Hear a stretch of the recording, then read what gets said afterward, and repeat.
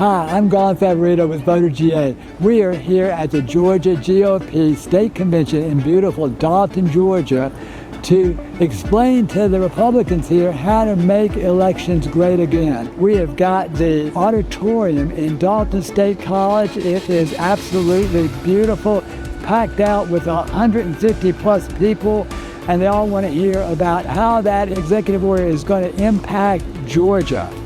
So let's see what happens. I wonder how they're going to react to the same sections I think are the best sections of this order, 2, 4, and 6. So why don't you join us and let's find out. Welcome. I'm Tamara Favorito with VoterGA, and we are so happy that you are here for VoterGA's offsite seminar.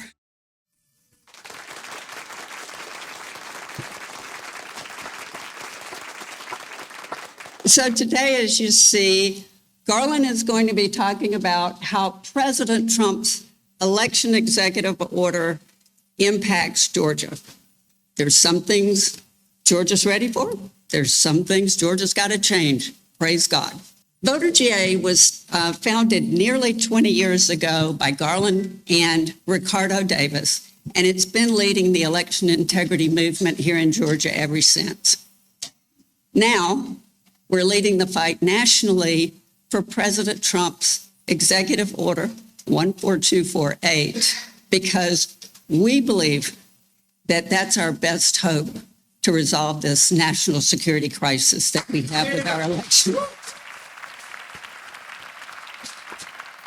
There's a few people here I just have to recognize and thank.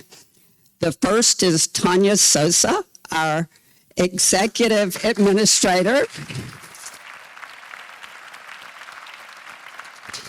She's here with us today all the way from Puerto Rico, and we are very glad that she is in person rather than remote. Then Ty Tauris, our videographer.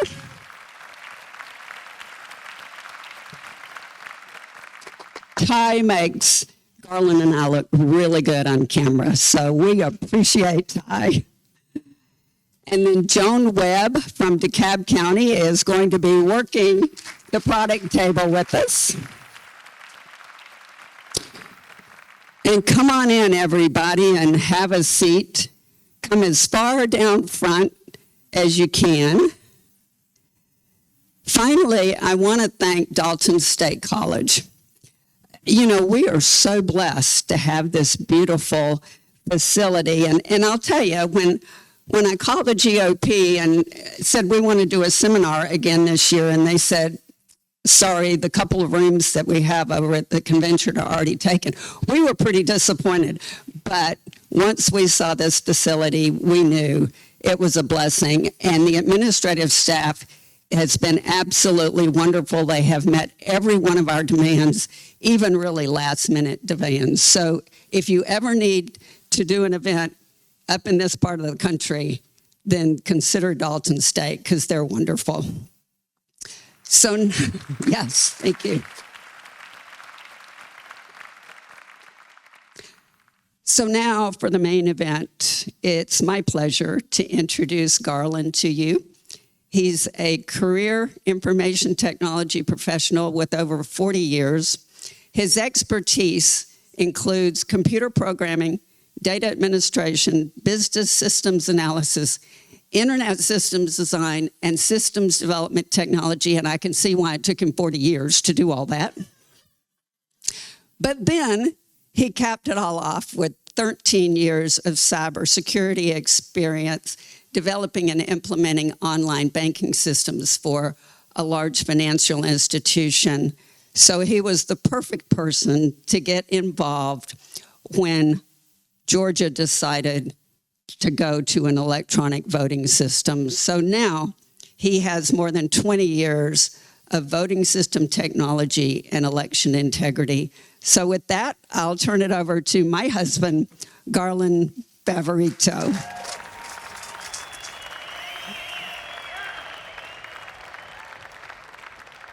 And do you need this? Or you might? Yeah, I'll use it. Okay, you may have to hold it. Let me just get this back. All right, we're back.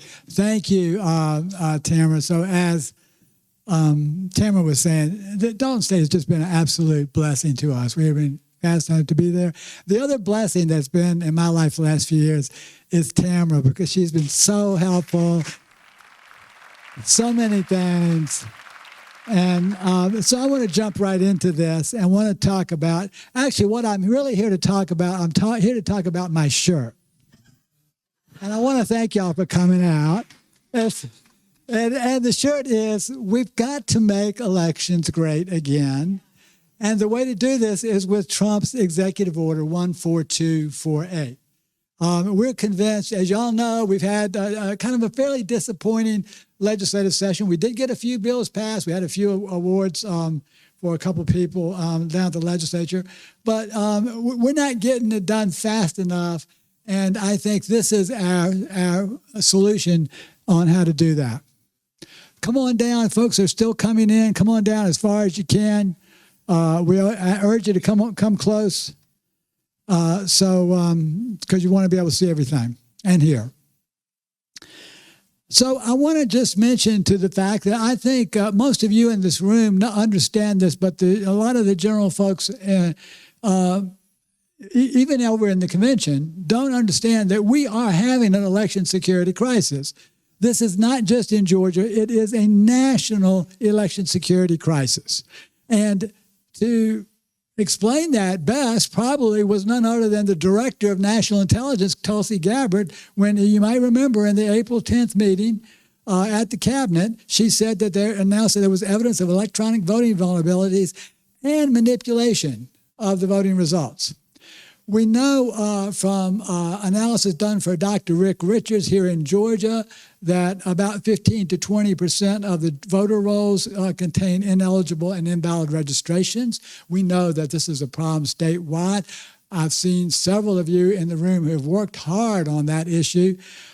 We know that that's a mistake, their typo there, but there was about 150,000 votes that were cast for ineligible registrations in 2024 in Georgia. And you probably read the reports, at least this one has gone public from even the lamestream media, has acknowledged that there were 1,600 non-citizens found on the Georgia voter rolls. So that's the state of affairs, and why we think, I'm going to explain to you, it's so important, that why we think this executive order can lay the foundation to resolve this crisis. It's not there yet, but it's going to lay that foundation. So let's talk about the purpose of executive orders and a little bit about them. So they are, presidents issues directives to federal agencies, his agencies that are in the executive branch. That's why they call it an executive order. His commands or his orders are exclusive to the executive branch. They are in effect until they're terminated by a current or future president.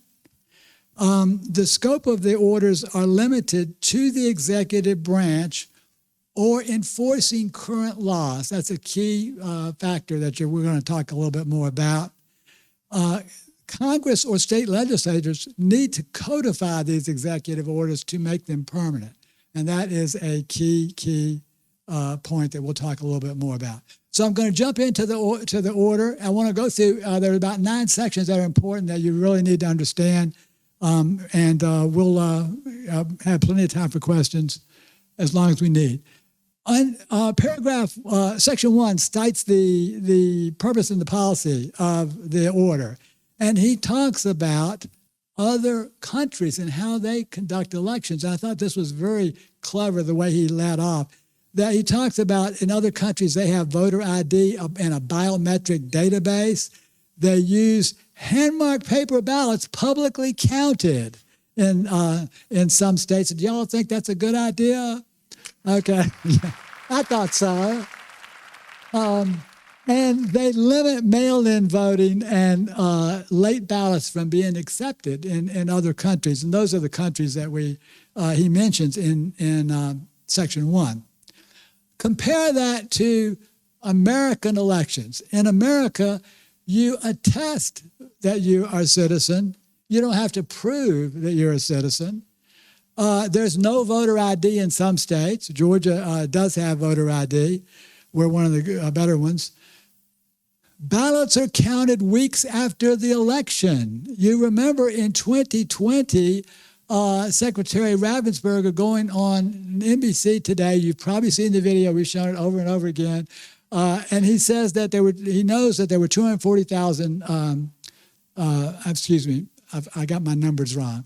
There were 4.7 million votes cast, 94% or 2%, 94,000 left to count. And he knew that there was 4.7 million because the other counties had to report their results on election night. And then he actually certified 4.998, actually 5 million ballots days later. So the election results were changed not only in the presidential race and the U.S. Senate race by ballots that came in and were accepted after the election was conducted. And this didn't just happen in Georgia, it happened in other states as well. So that's a sad state of affairs. There is statewide mail-in voting in some states. I think Oregon is one, maybe Washington. I'm trying to remember right now. I'm sorry? Both of them. Thank you. Thank you. See, we got some smart people in this audience. No excuse mail-in voting in many others. Many votes cast and accumulated in unreadable QR codes. I think y'all know all about that. We'll talk a little bit more about that.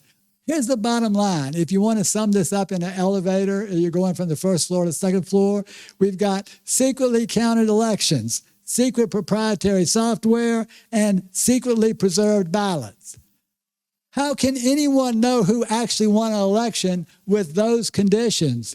And why would anyone in America think that was okay? We are psychologically programmed and conditioned to accept that kind of garbage as a valid way for conducting elections. So Section 1, he also goes into, and here's the important part, he goes into the unenforced laws. Now remember, the order his power comes from telling his agencies to enforce existing law. The president cannot make up law. The president can only enforce the laws, as everyone here knows. Congress makes the laws. But there are some unenforced laws, and I wanted to point these out to you with the actual code citations, and you'll be able to have a copy of this presentation, and so that you can reference it later. The prohibiting foreign nationals from making any contributions or expenditures, federal, state, or local elections. This is already law. Then there's the code section for that, but it's not being enforced. There's another law that prohibits foreign nationals from registering to vote or voting in any federal election. There's the 2 statutes for that one. They're not being always enforced. There's another law that says requires states to maintain accurate current list of every legally registered voter.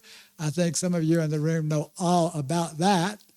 And that's NVR and HAVA. And then establishing a uniform election day. Here's something that you're going to find interesting if you don't know all about that.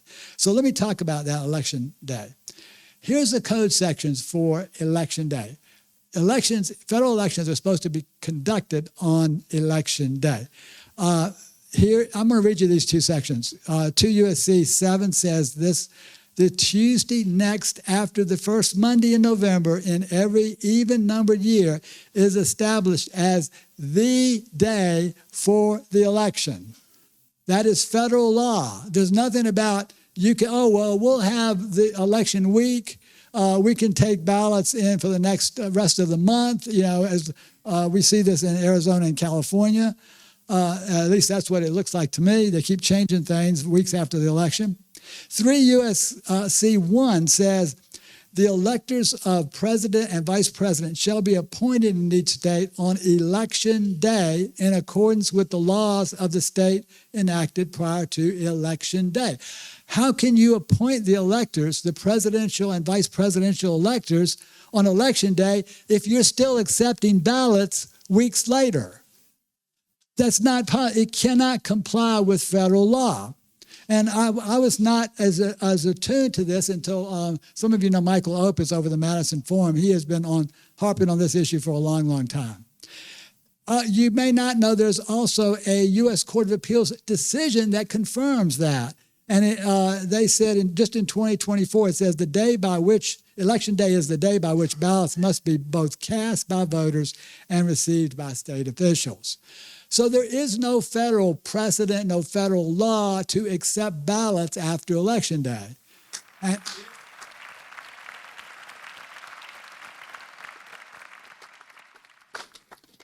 And in fact, there's not even a federal law for early voting. Think about that one for a while. Citizenship. 18 U.S.C. 611 says, it shall be unlawful for any alien to vote in any election held solely or in part for the purpose of electing a candidate for the office of president, vice president, presidential elector, member of the Senate, member of the House, so on and so on and so on.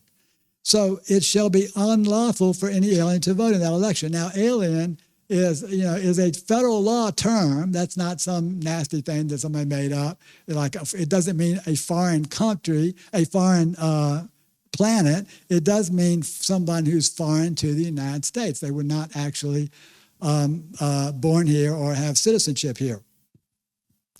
So there's nothing wrong with that, but you can see that is illegal. But now we go to 18 U.S.C. 1015. It says, whoever knowingly makes any false statement or claim that he is a citizen of the United States in order to register to vote or to vote in any federal, state, or local election shall be fined under this title or imprisoned not more than 5 years or both. So federal law takes this very, very seriously, but yet we don't take it that seriously. At least some of our legislators and some states don't take it very seriously.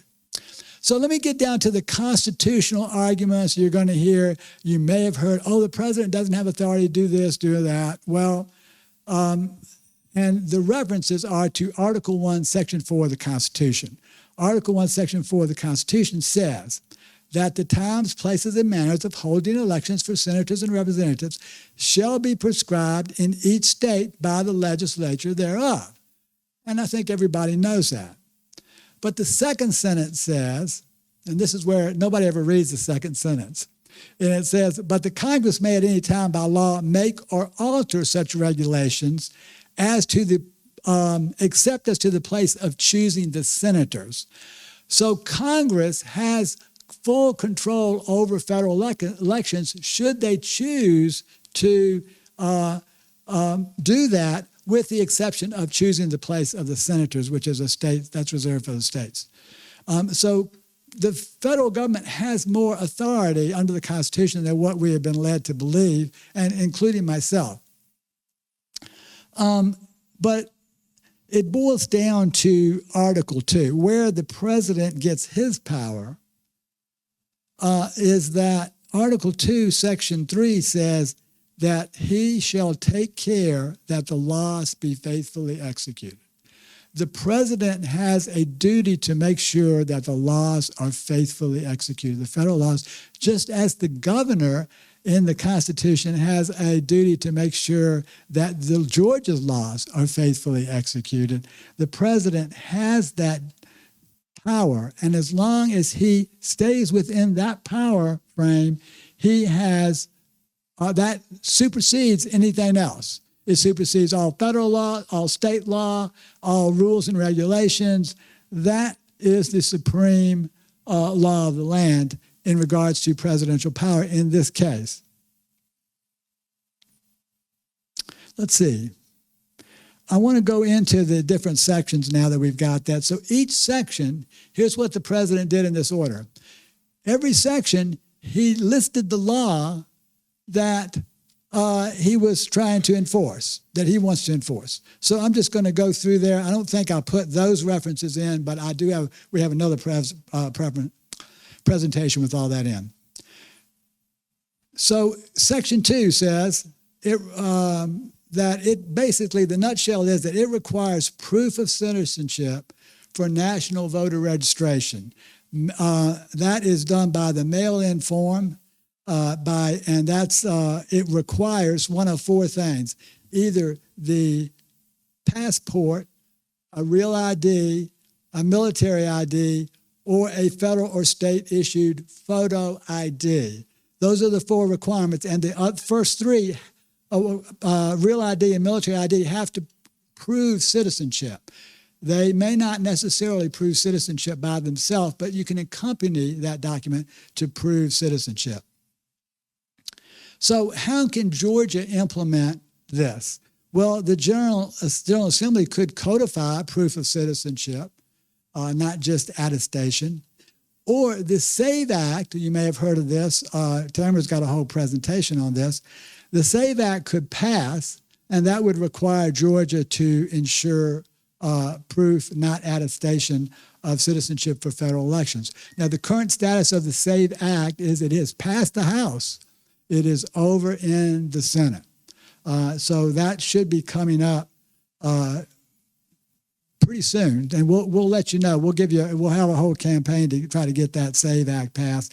Someone who's instrumental in helping do this was Cleta Mitchell. Some of you know her from the Election Integrity Network, but she has worked on this really hard. I had the honor of being in the Congress that day that they passed that, and they actually gave her, the Speaker of the House gave her the voter roll card, the actual results for that, because she had worked so hard on getting that passed. Even Chip Roy gave her a shout out from the floor. Section 2 also says that it requires identification of unqualified registrations by providing DHS and Secretary of State citizenship databases to state and local officials. And we'll talk about what that is. DHS and DOJ are also going to review the publicly available voter rolls for ineligible registered records.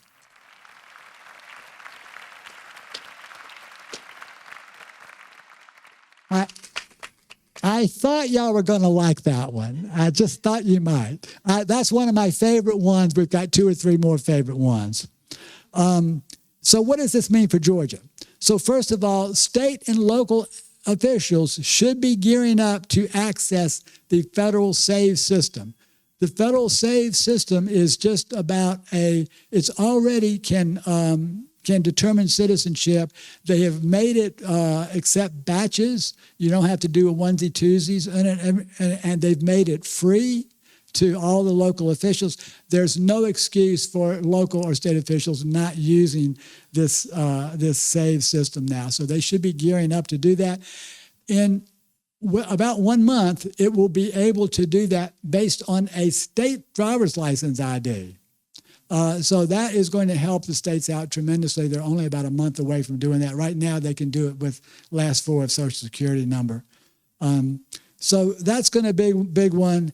And then imagine what's going to happen when this DOJ review gets through that you love so much, and it identifies all those ineligible registrations all across the entire country. There's going to... I thought y'all liked it. So imagine what's going to happen then. So that, you remember President Trump says there's going to be more executive orders coming. When he signed this order, he said this was the first of several to come. Now, I have no inside information whatsoever, but if I was a betting man, I would bet that whatever that review uncovers would initiate another executive order to try to clean the voter rolls for federal elections. Section 3 says that the Social Security Commission is going to make the SSN files, the death master files, available to help state and local officials verify eligibility. So we don't want, dead folks still being on the voter rolls. Folks who have passed on, it's time their records need to be removed. The DOJ shall update the federal postcard application for citizenship and residency proof. This is used by UOCAVA voters. That's military and overseas, 2 different issues there. That needs to be updated, so you have to have proof of citizenship for UOCAVA. We know that some of you have worked on this. You know that UOCAVA is not necessarily, you don't have to prove citizenship there. And then the AG is going to ensure compliance with NVRA and HAVA list maintenance requirements. So what does this mean for Georgia?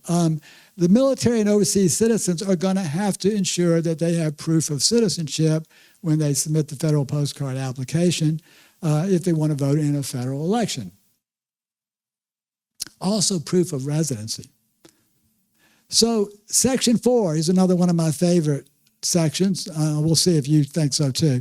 The EAC shall amend the VVSG 2.0. VVSG is the Voluntary Voting System Guidelines. And the president has ordered the Election Assistance Commission to revise its current voluntary voting system guidelines to ban QR code or barcode voting permanently in the future.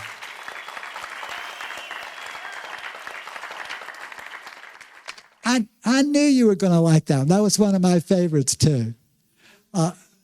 So I'm really, here's the question for you.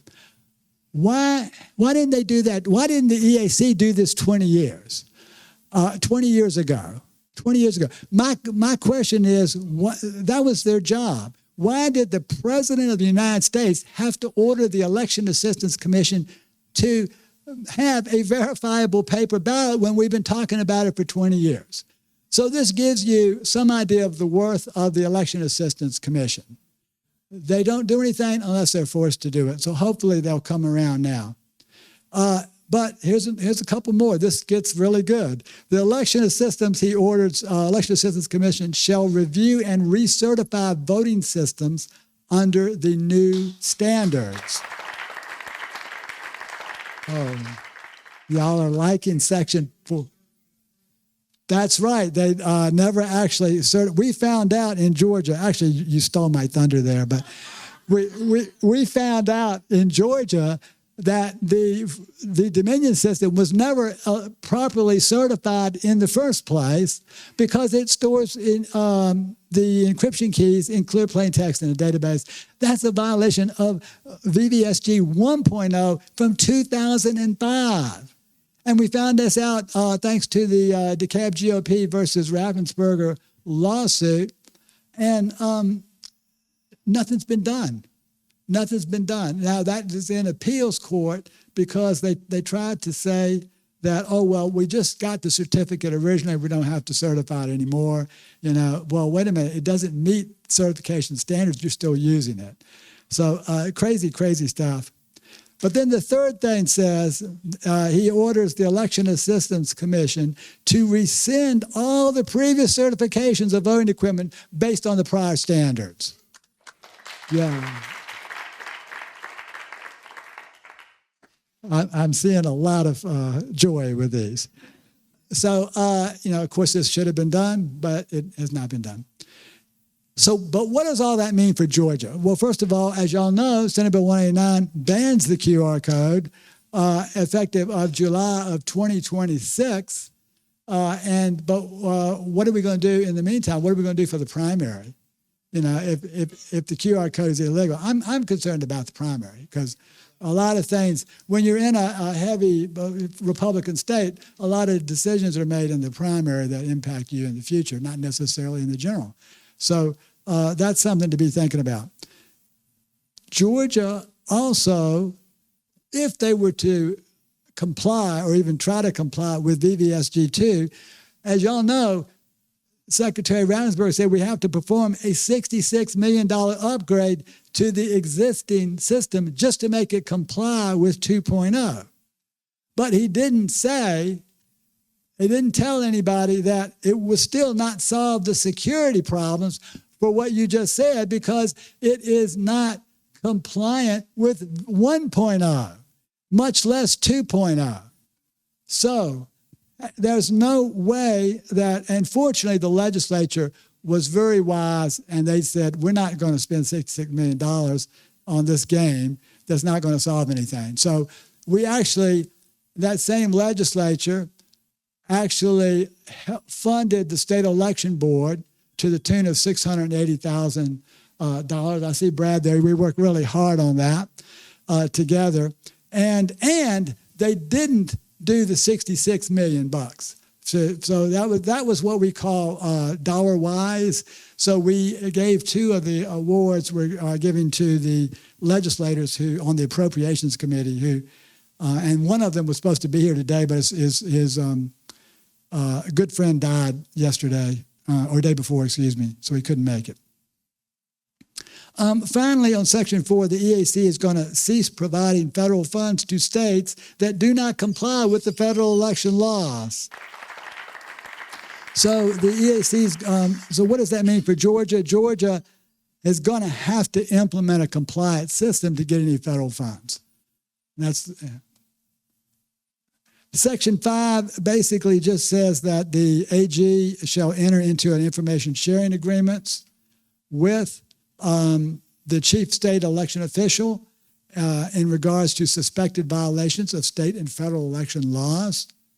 So what does that mean for Georgia? Well, we know what's going to happen here. The Secretary of State is going to pretend to comply, but continue to cover up for Fulton County like he's done for the last 4 years. And since he's actually been in Fulton County, all this stuff came out in 2020 that all y'all know about.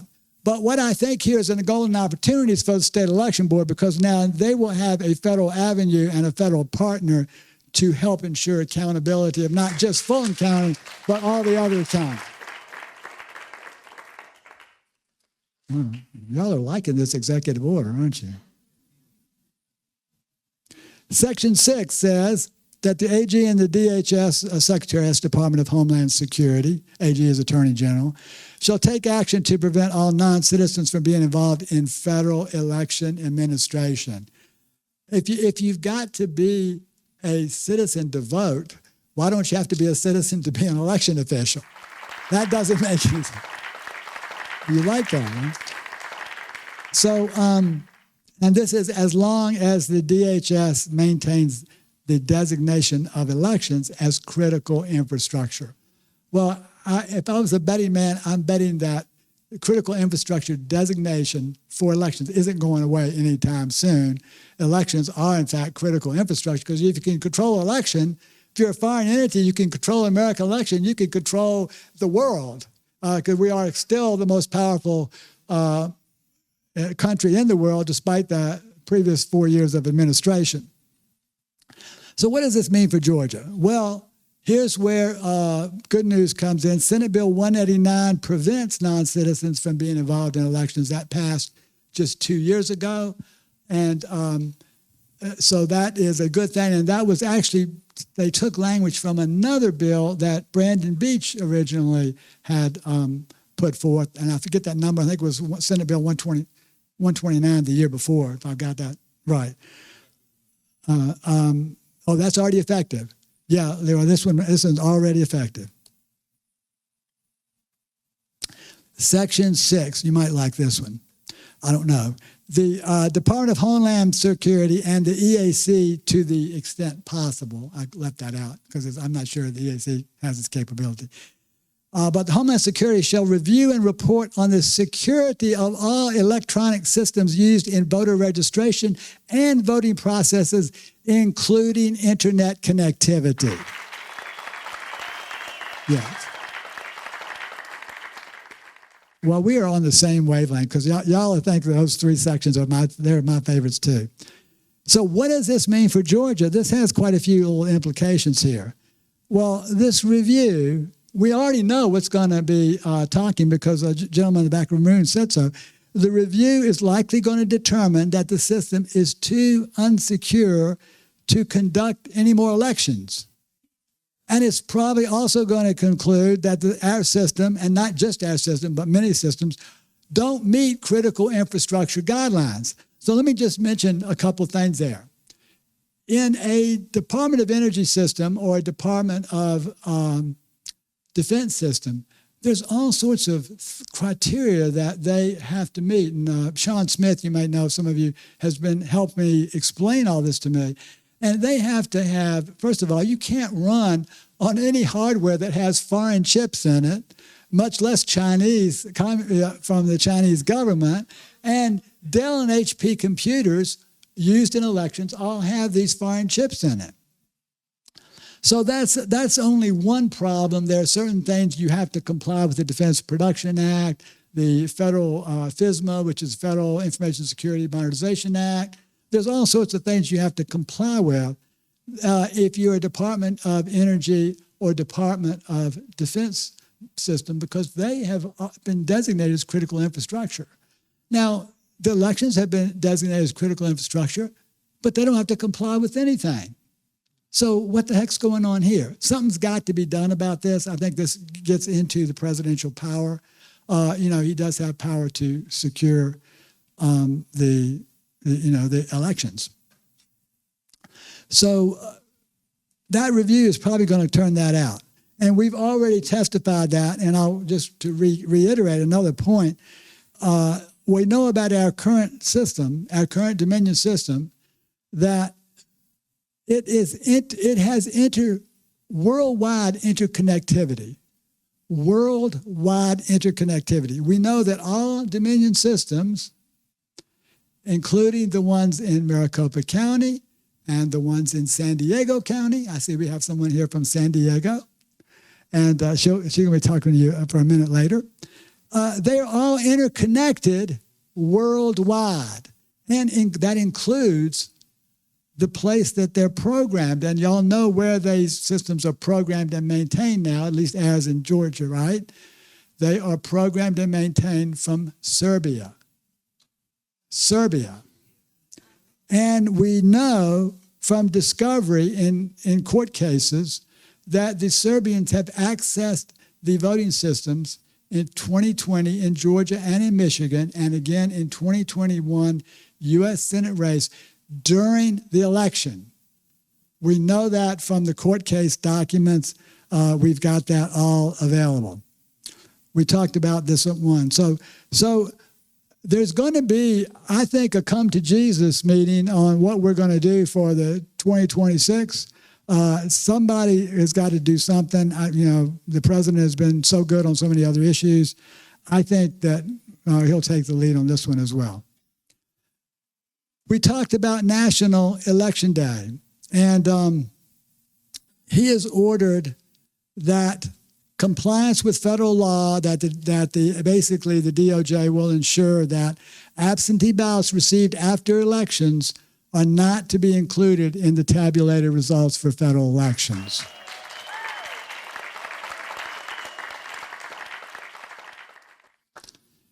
Senate Bill 189 has already ensured that, actually, in Georgia.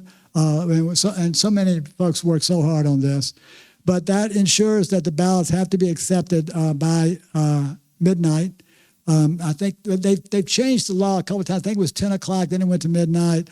But basically, they must be accounted for as total ballots cast and left to count on election night.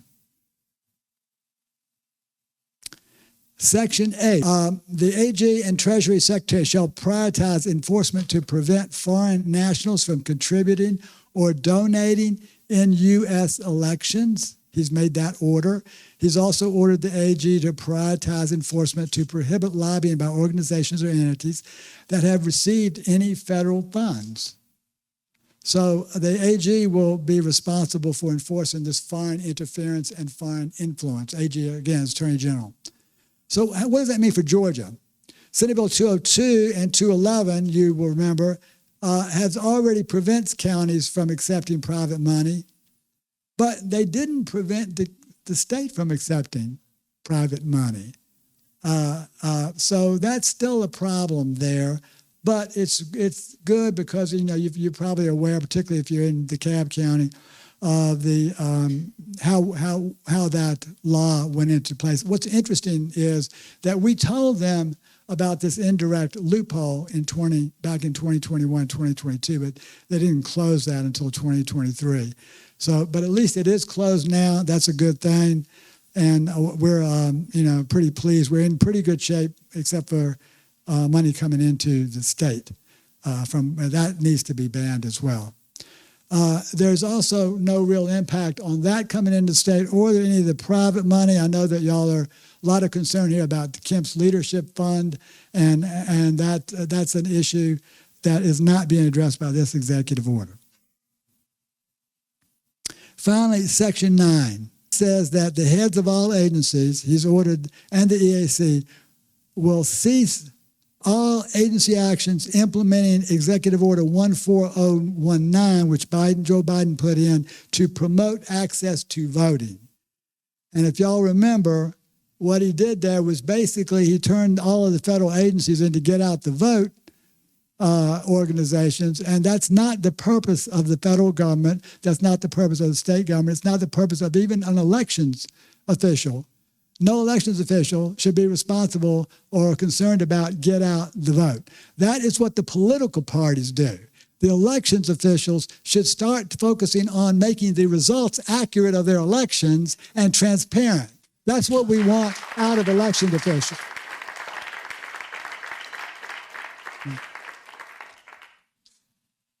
So bottom line is Georgia counties are going to cease, they have to cease any efforts for the partisan get out the vote efforts. So what's next? We're almost done.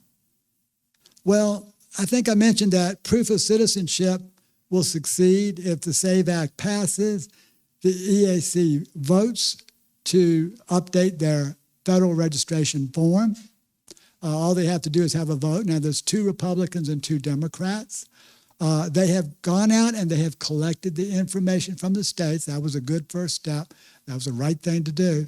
And now they just simply have to vote to do it. There might be some issues there, but even some of the Democrats crossed over and agreed that, yeah, you have to be a citizen to vote and we should enforce it. So there is some bipartisan support there. It's possible that that could pass. Donald Trump is likely to win this on this election day challenge because he is clearly enforcing federal law. As long as you're enforcing federal law, there's no judge, if you're operating accordance with the principles of which the American government was founded, there's no judge that can override that presidential power, provided that he's limited his scope to the enforcement of federal law. So the reviews, we talked about these 2. The Doge review of the voter rolls, I'm excited, I can't wait to see where that's going to go. I'm hoping that Dr. Rick Richards gets to play a role in that. I don't know if he will, but I think he might be involved in some degree. The EAC and it's the Department of Homeland Security voting system review is likely to trigger also another EO enforcing the critical infrastructure compliance. If I was a betting man, yeah, I think so too. If I was a betting man,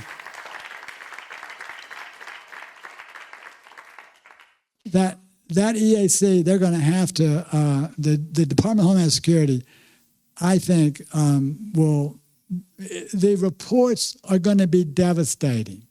There is so much information that Tulsi, when she said this, is just scraping the iceberg.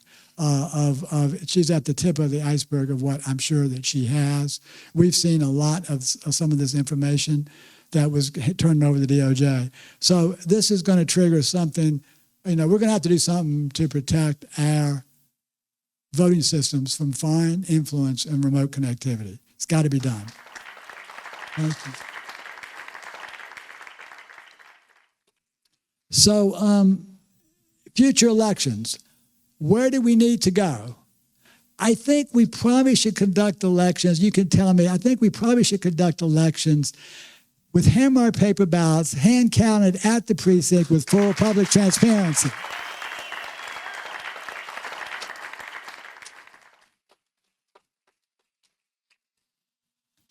There would be no argument about who won.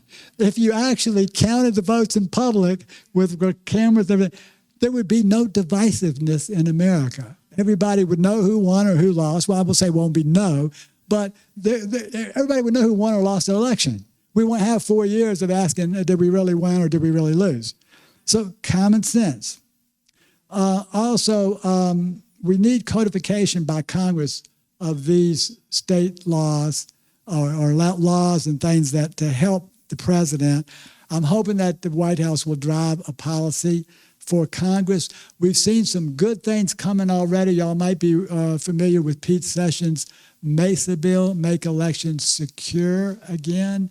He has done some great work. We've got folks working with him, some of my peers in other states, and pretty excited about that. So let me leave you with just a couple of wrap-up slides. There's been some lawsuits against the president. I wanted to just talk about these for a minute.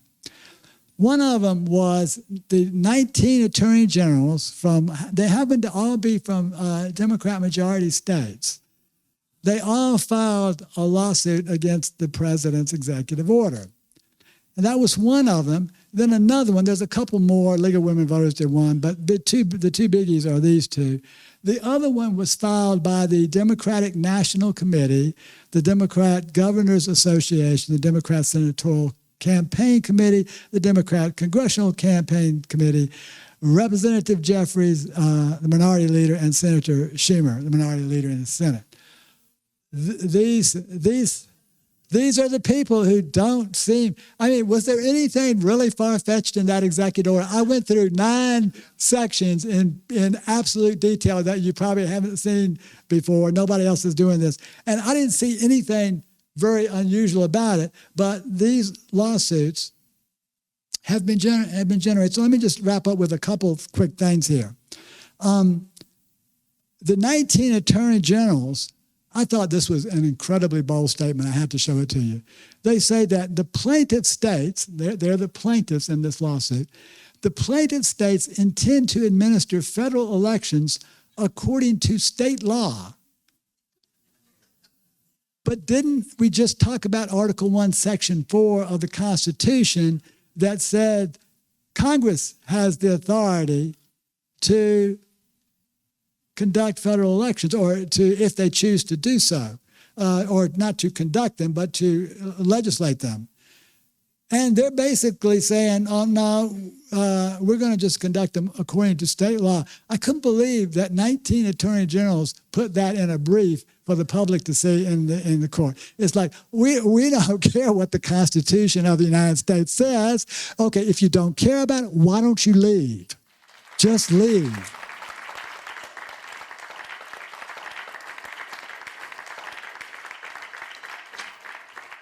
So you've heard that the president's executive order has been blocked. Well, that's not true. First of all, of those provisions, we just talked about a high level, but there's 40 individual provisions in this executive order. Only 2 have been subject to a temporary injunction. And this Judge Catelli, which happens to be the same judge that jailed the 80-year-old grandmother who was praying in front of the abortion clinic. Yeah, that's the same. This is the same judge. I thought that's a civil thing. That's not a criminal thing. So she has enjoined their order to the agencies to assess citizenship before providing a federal voter registration form to those seeking public assistance. Well, that doesn't really mean much, because the question is, you got to assess citizenship when you get the form back. So that has very little impact. The other one, she enjoins the order to the EAC to modify the federal voter registration form for documentary proof of citizenship. Well, as I mentioned before, Congress can pass the SAVE Act and this becomes moot, or the Election Assistance Commission can simply vote to do it on their own and it becomes moot. And this is where the Election Assistance Commission has got to get up some gonads there and go and do it. So, and that moots the whole order, or Trump can just win this outright because he's enforcing federal law. Yeah, good. Remember that, enforcing federal law, that's the key thing we take away from the order today. I think y'all have gotten that one loud and clear. But I wanted to show you why she made this temporary injunction. Part of the thing is you have to prove irreparable harm. Well, she says, as a consequence, the Democratic Party plaintiffs and the members they represent face nationwide irreparable harms that this court must remedy. Well, what is the harm in enforcing the law? I mean, so in other words, what she's saying is you can go out, they need to have the right to go out and register people who are not citizens, or they're going to be irreparably harmed. And this is a Democrat judge puts this into the Democrat, her order in support of the Democrat plaintiffs. So these things, you can't make these things up. I cannot make them up. You've seen it I had to show it to you. This is right out of the brief.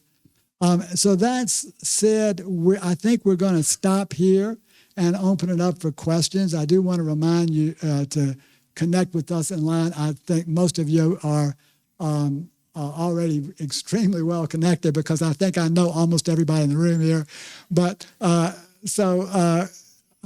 think I'm going to flip it over to Tamara, and we're going to take questions. And Donna's got a mic here. Garland, you were talking about the security problems with the Dominion systems. One of the things you didn't address is what has been recently reported in the state of Washington and other places are the vulnerabilities in the no-ink system that we use for the polling pads.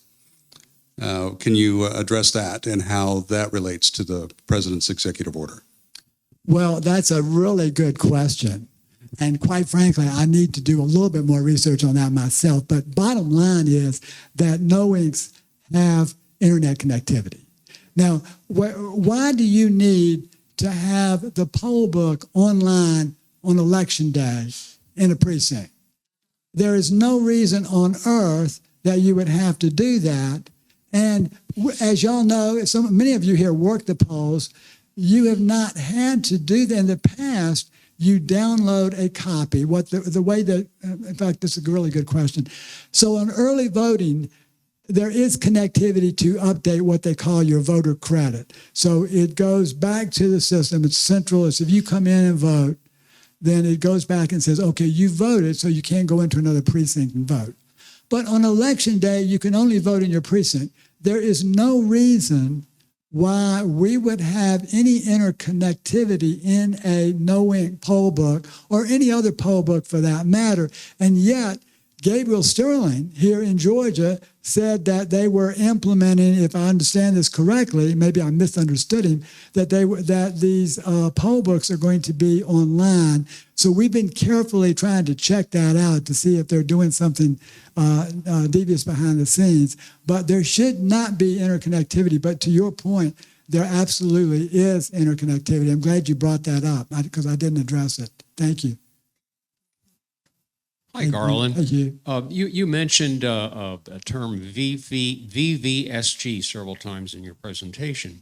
And if I heard you correctly, two of the words in there are voluntary and guidelines.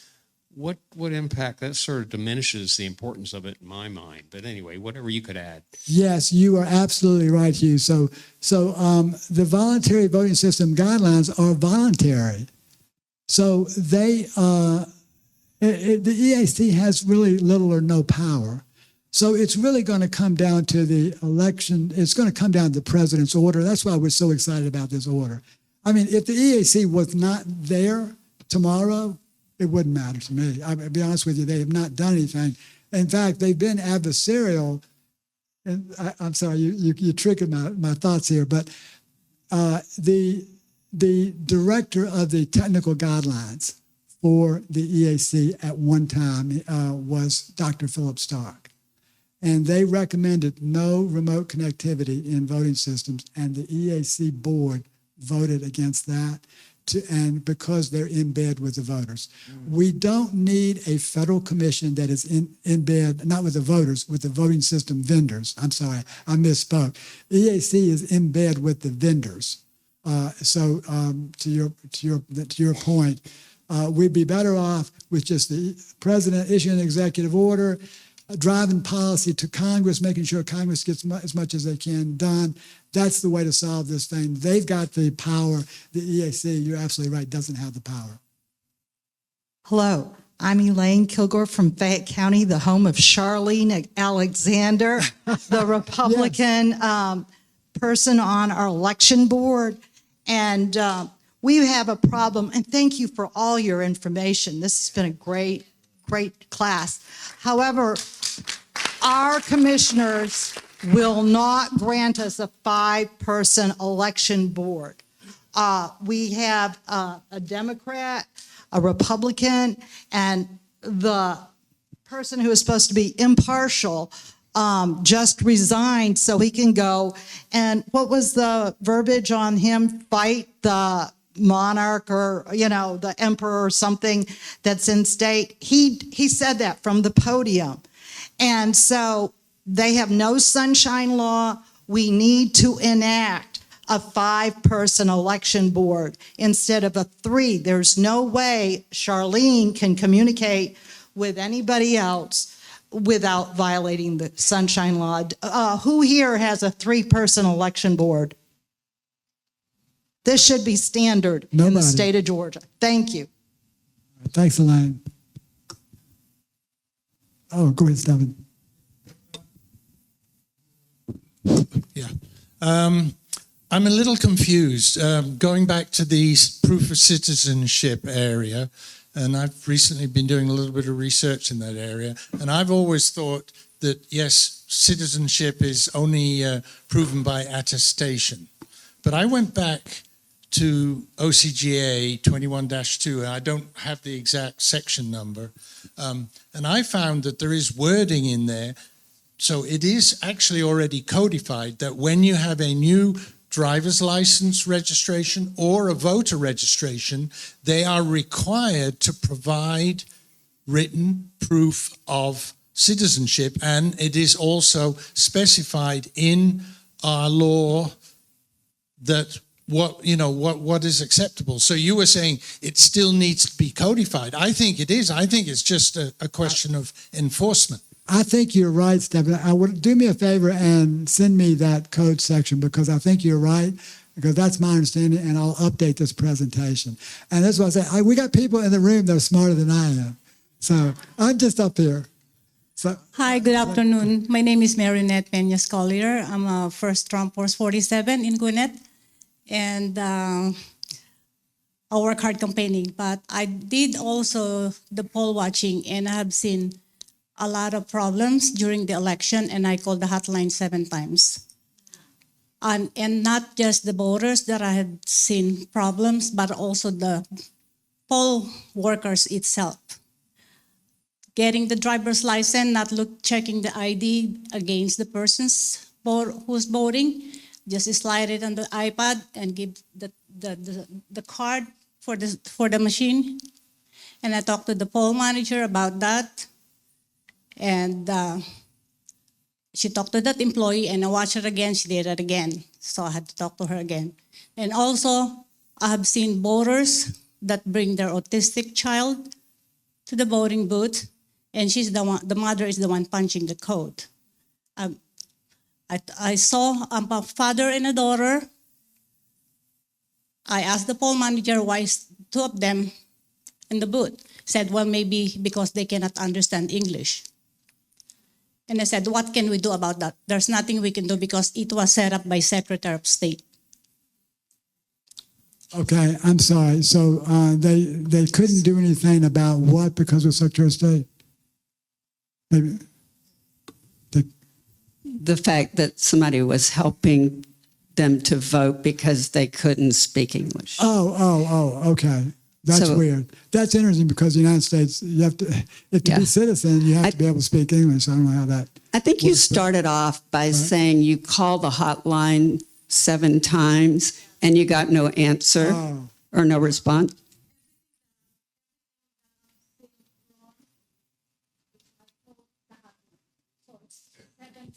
Secretary of State's hotline. Okay.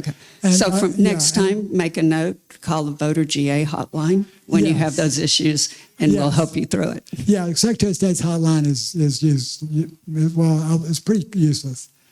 Yes, ma'am. Nice blouse. Could you stand up and show them that blouse? I like, there's a VoterGA blouse here. We just make elections great. So that comes in blue and black and purple. I'm sorry. I hope I didn't embarrass you too much. Well, Garland, for the record, I am not one of the people in the room who's smarter than you. But I cannot thank you enough for this presentation that you've done. And so my question is, are there confidentiality things that you have to be careful for, or can Voter Georgia get this, since I understand you've recorded it, can you get this out to us who want to share it with numerous people who would not make the effort to get here or to keep learning? Can you help us do that? And related to that, if you are, should we execute caution, not putting it on social media or? No, everything we show is public. Please distribute it. Now, if you want it, it'll take us a couple of days to get this up, but if you want it right away, at the VoterGA.org events tab, we did a press conference on this on what day was? I think it was April 30. April 30th. April 30th press conference. If you go to VoterGA.org events, we did a little bit more in depth, but it wasn't specific to Georgia. But it goes a little bit deeper into some of the stuff. So it's already available on the VoterGA.org events tab. And we're allowed to share that with Absolutely. Everything we put, this is a good question that people, everything we put on the VoterGA website is public information. Please share it. Don't even think twice about it. If there's anything that we've put out there, please share. Thank you. Thank you. America. Okay, yes. Hi there. Thank you for everything you all are doing. First of all, we really appreciate it. And I voted in Fulton County in 2020 election at a public library in person. And after all the shenanigans, I checked the voter, Secretary of State webpage, and I had disappeared. And I called the voter hotline and said, why am I not appearing? I voted in person at a public library. Well, do you have a sister with the same name? And I said, no, my name is unusual and I'm the only one in the state of Georgia. I know that for a fact. And she's like, well, then you must be doing it wrong. And I hear the click, click, click on the phone. And she's like, you're not listed in the database. And subsequently, I've met several people who have had the same thing happen to them. So are we doing anything with regards to that? And has that been reported anywhere else? So you're saying that you were not listed in the state voter registration database? Yes, when you can go back and check that you voted, I was no longer in the database, even though After you voted? after I voted in the presidential election. We need to talk with you after this. I think we need an affidavit about that Okay. one. That's a biggie. And I've reported it several times. Like I went to the city council meeting in Milton when we were talking about getting rid of Stacey Abrams' happy faces to help with the elections. And it's never gone anywhere. If you'll get with Tamara after this. Okay. Oh, God. Donna is a notary. She said, you can go fill it out. We'll need you to fill out a bullet point affidavit that we want to go and do some research and figure out. That's amazing. I've never heard of anybody not on the voter rolls. I've heard of like 100,000 people that shouldn't be on the voter rolls, but it's the first one I've heard about that nobody was on the voter rolls. All right. I think, I'm sorry. Hi, Garland. Yeah, maybe. Thank you and Tamara for all that you do for the 2 decades or more. Thank you. We appreciate that. And I'm Mary Beth Bugé from Catoosa County, chairman of the Election Security Committee there. My husband has noticed it at our election board location that there's a sign saying that you can use your expired driver's licenses to vote, and he's concerned about that. And I'm concerned about the algorithm that Dr. Paquet found, and Dr. Corsi works with him, that has found the algorithm, not only found it, but deciphered the algorithm that creates fake clone voters. And so we've got to get rid of the voter rolls and the ERIC system. So if you want to address those two, thank you. Well, yeah, so what we know and what we've learned that this is going on in multiple states, the algorithm, these voter rolls are exploded right before election, and then suddenly a lot of them are removed after the election. And we know that they're ineligible registrations. So there's a big problem. Now, we didn't find the algorithm ourselves, but we see the results of the algorithm and the results that we know is wrong. So, yeah, I appreciate all of his work. I know that they were working also with Marley Hornick and USA, and Sellers of Americans at one time. I think our solution to the problem is that Doge review. And that Doge review of the voter rolls, they're going to be forced to clean it up. And when we do it, we'll have to isolate those voter rolls at the county level. So Catoosa County should just go and get the SAY verification directly. Catoosa County and all the other counties should have not rely on Secretary of State's rolls anymore, because they are not accurate, and they probably never will be at the rate they're going. Let me make a comment. Your question about the expired driver's license. The concept behind that is that when you check in to vote, they are pulling you up in the system. They're pulling up your voter registration file, and they're not checking to make sure that you're a citizen or that you're a resident. They're making sure that you are who you say you are. And so you can use your expired driver's license, which makes no sense to me. But that's the concept behind it, is they're just checking you to see that you're who you are, because you should have been checked for residency, or citizenship, all of that at the time you registered to vote. We would like to see all of that changed. We have one more. Hey, Garland, thank you. Just two questions. One is a follow-up. When we were talking about like DOE and DOD with the computers, like with Dell and all of these foreign chips, how can we today come back to ensure what are the identifiable products that the counties and the states should be using that do not have these foreign chips or any foreign parts in them, so that we can confirm that, because we're looking at all the election integrity. Let's go back to the equipment that they're using. And so then how do we become equipped with that? This is really good. What products can the elections officials use that work? James, I think you answered the question. Well, I can tell you that paper doesn't have any foreign chips in it, and we don't have to worry about that. But to your point, Dell and HP, to my knowledge, use Chinese chips. And if you just have your own personal computer, maybe that's okay. I don't think enough I want it. But if you're having a critical infrastructure system like the elections system, it has to be what they call hardened. And when they're hardened, that means they can't be subject to foreign influence, because, and if you have a Chinese chip on it, they can enter information, particularly if your system is connected worldwide. All they have to do is tap in, and they can basically adjust the instructions of the computer to put it in layman's terms. Lenovo was on that list now as well. Yes, Lenovo.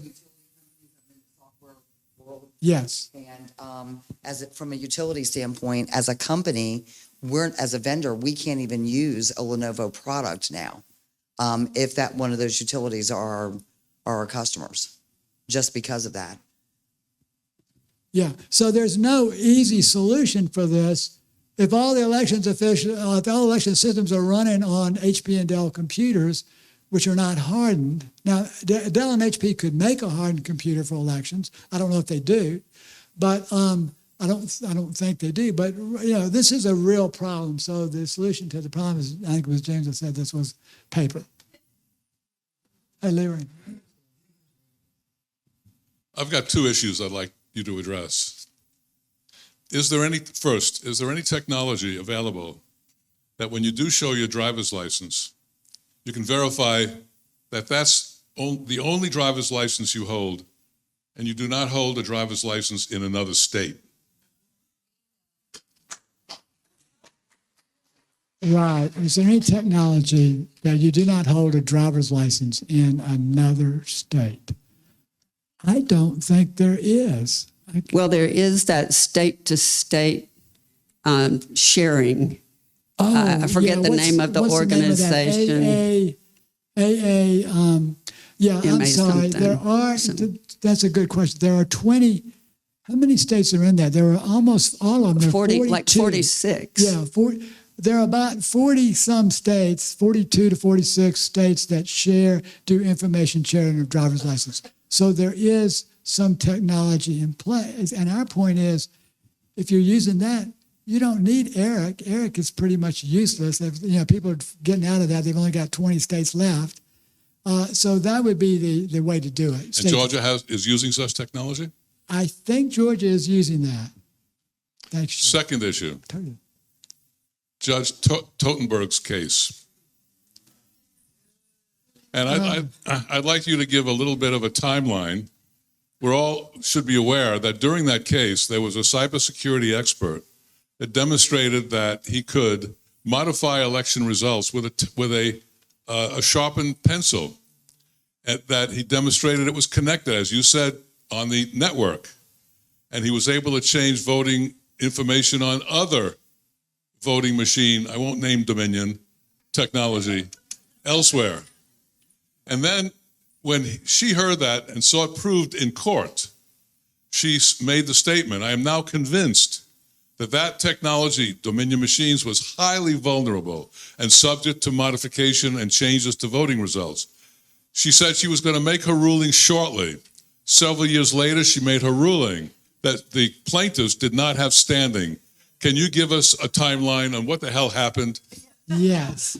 Well, we happen to have a pretty good attorney in the room that knows a little bit about that case. His name is David Oles.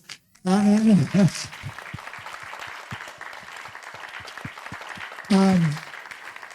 so the short answer on that is that we'd need a whole nother hour on that one. But the short answer on that is that, look, we had this case for 7 years. Nobody changed. There's no changing in standing of any plaintiffs. The judge made one of the most intellectually dishonest decisions in the history of the United States.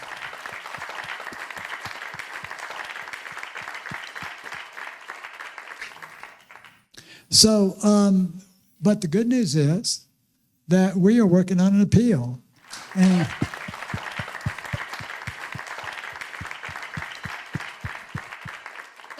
And Dave and I have to spend all day Monday and Tuesday trying to get that thing, along with Ricardo, our co-founder, to try to get that thing ready. But we have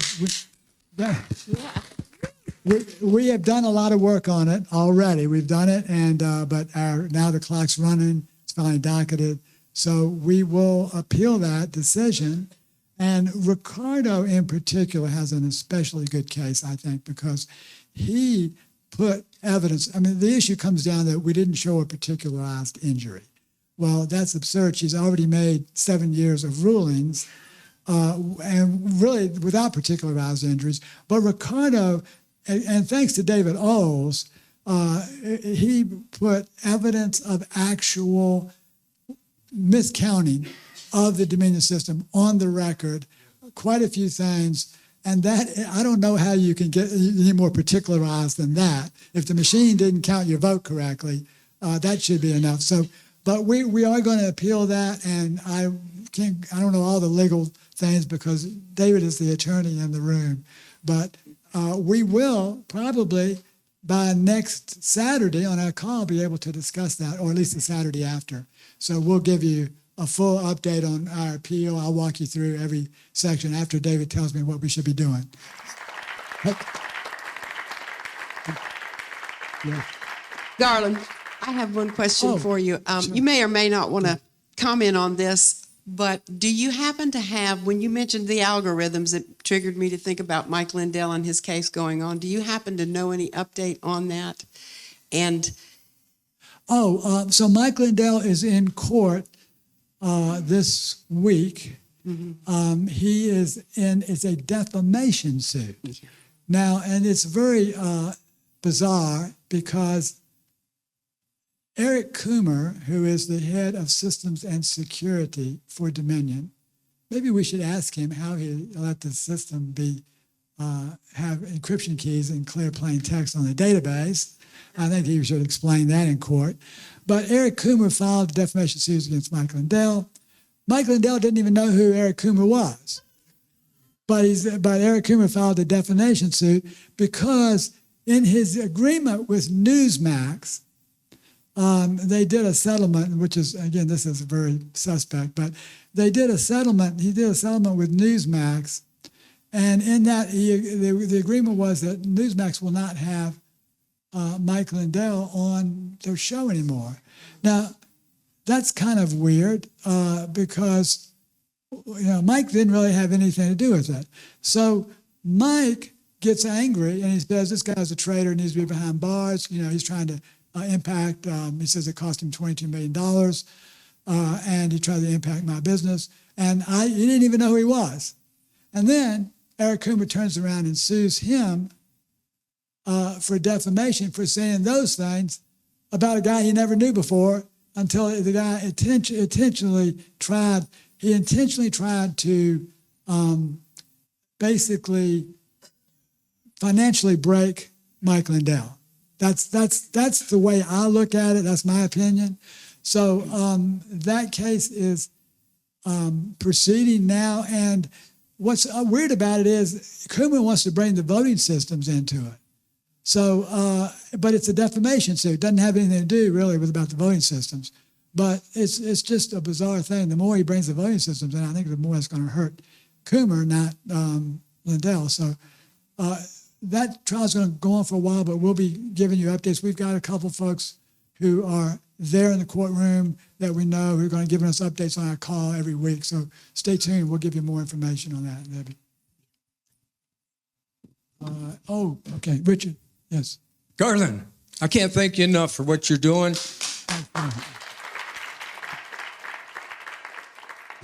I'm Richard Schroeder. I'm a poll worker in Hall County. I was down there January 7th when you had about 236 pamphlets for our legislators as they came back into session. We handed them out. We interviewed a lot of people.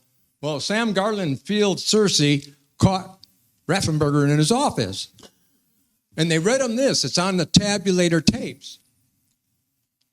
We, the undersigned, election officials hereby certify that the local election was held in accordance with the Local Authority Election Act and regulations of this jurisdiction. It's out of Alberta, Canada. And Raffensperger says, oh, well, we'll have to look into this. And I asked Tammy about it. Tam, I didn't mean to put you on the spot at our Golden Corral. I saw the video afterwards, and it was like I was trapping you. I'm not trapping you guys. I'm just wondering, what has our legislator, and especially Raffensperger, done to correct this situation on every tabulator tape? Well, ever since they brought the machines in. Yeah. And don't forget, Hall County, they certify them without opening, counting, or touching our paper. Yes. Well, my understanding is that Raffensperger said the same thing that he said to you, which was,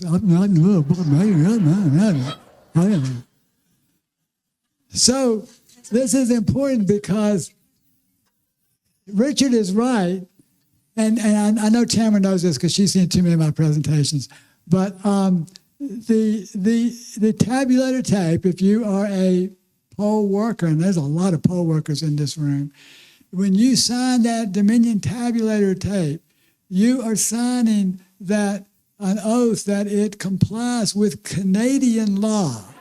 It is the election, I forget the name of it, the Local Election Authority Act or something like that. So, and then I saw Ted Metz in here earlier. Thanks to Ted and another group of folks, they found that was the Canadian law. They went and looked it up, and there it is. They're in Canada, Alberta, Canada. You go to the website, and we show this. We have a presentation. If you go back to our January 7th presentation on the VoterGA.org events tab, you can see it. We talked about this when we talked about all the security crisis.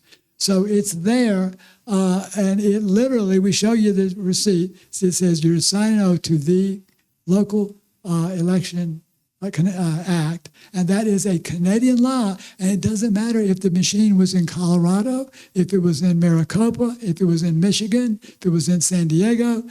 They all sign an oath in every tabulator tape. Every poll worker, whoever signs it, is signing the oath to Canadian law, not to American law.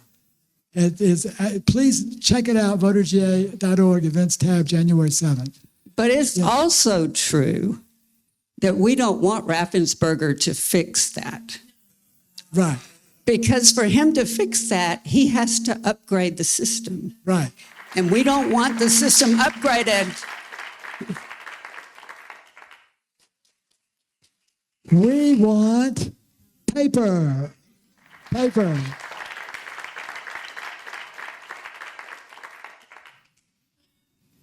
I have two quick questions. Go ahead. I did training the other day to work the polls. I worked them a long time ago, but boy, it's different now. They have brand new machines that they have used one time, and I'm really upset about it. I want paper ballots because it's this, and this. Is it Dominion machines they've bought again? I mean, they're brand new. They've used them one other special election. At the county? Right now, that's the only thing they can legally buy is replacement Dominion systems. Oh, okay. And one more question. A few years ago, I was going to vote, and I was filling out the first page, and a lady came in with her daughter, and she said she is going to college here, and she was from a state like Oklahoma, somewhere back out there. And she said, she's registered here at the college. Can she vote here? I turned around and said, I don't think so. And I thought everybody that heard me was going to fall out of their seat laughing. But they can vote at home and then come and get registered at the college and vote again. And I just wonder if anybody's ever addressed all that. I mean, they can send a ballot back home absentee instead of voting twice. Yeah, so the way it should work, and the way I think the law defines it, Stephan will check me on this one. So, but that your permanent residence is where you have to vote. College addresses are not permanent residences, so you should be voting at the location where you live. I think that's the law, but I'll defer to Stephan because he's better on voter roll stuff than I am. I think we're going to need to wrap up because we got a couple minutes behind. Tara and I are going to go out to the booth. We're going to be out there. We ask you to support this Make Elections Great Again. Hi, it's Garland Favorito. We are here in beautiful Dalton, Georgia for the Georgia GOP Convention, and we are here to make elections great again by supporting Donald Trump's Executive Order 14248. And what we're launching here at the convention is our new apparel line that has this Make Elections Great Again logo on it, and they're free gifts for anyone who donates to VoterGA. Inside the convention, we've had so much interest in our booth that we're coming out here to get a resupply of all the apparel. And if we can make elections great again, we can secure the golden age. And I am wearing my golden tennis shoes today to show you just how we support the golden age that Donald Trump is trying to give us.